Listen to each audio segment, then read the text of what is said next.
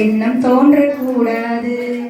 எந்த மனித நெஞ்சுக்குள் காயமில்லை சொல்லுங்கள். காலப்போக்கில் காயமெல்லாம் மறந்து போடு மாயங்கள். மனிதா உன் மனதை கீறி விதை போடு மரமாகும்.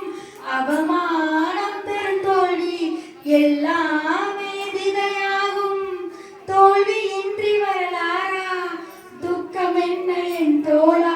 ஒரு முடிவு இருந்தால் அது தெளிவிருந்தால் இந்த வானம் வசமாகும். அந்த மாதிரி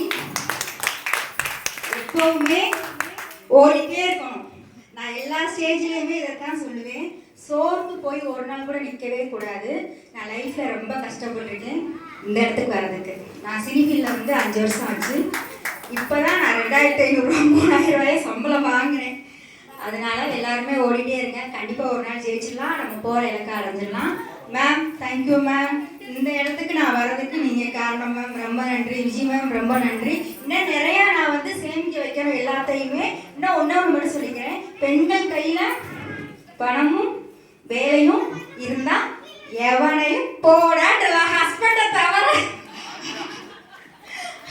ஏன்னா அந்த வீடியோ ஸ்டேட்டஸ் வச்சா புரிச்சு பார்ப்பாங்க.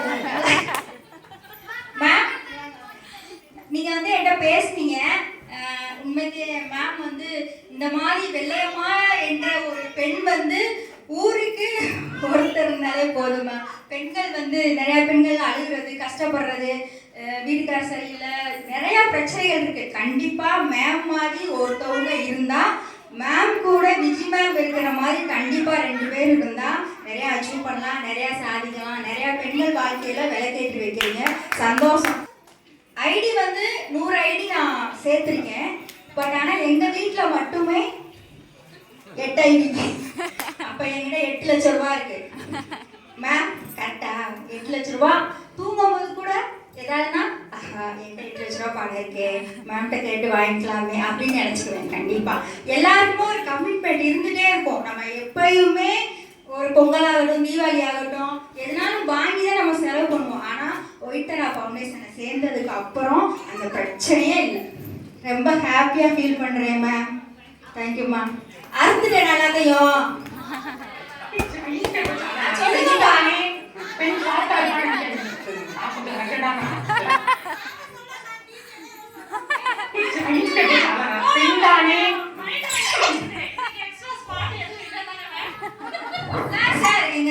சுப்பிரமணியன் சார் பாவம், அவரை பற்றி நான் காலையில் எதுவுமே பேசலை. ஒரு நல்ல மனிதர் உண்மைக்கே. சார் லேடிஸ் புகழ்ந்து பேசுகிறாங்க, நம்மளை புகழ்ந்து பேச மாட்டுறாங்க சார். இந்த ஒயிட்ரா ஃபவுண்டேஷனுக்கு வழிகாட்டிய நீங்கள் தான் சார். பிள்ளை அடுத்து நீங்கள் ஒரு ஆள் நிற்கிறீங்க, அடுத்து ஒரு 10 பேர் வரணும் ஆன்வல் டேல. வர வச்சிடலாமா? கன்ஃபார்மா? ஓகே. பெண் தானே, பெண் சாப்பிட்டா இருப்பான்னு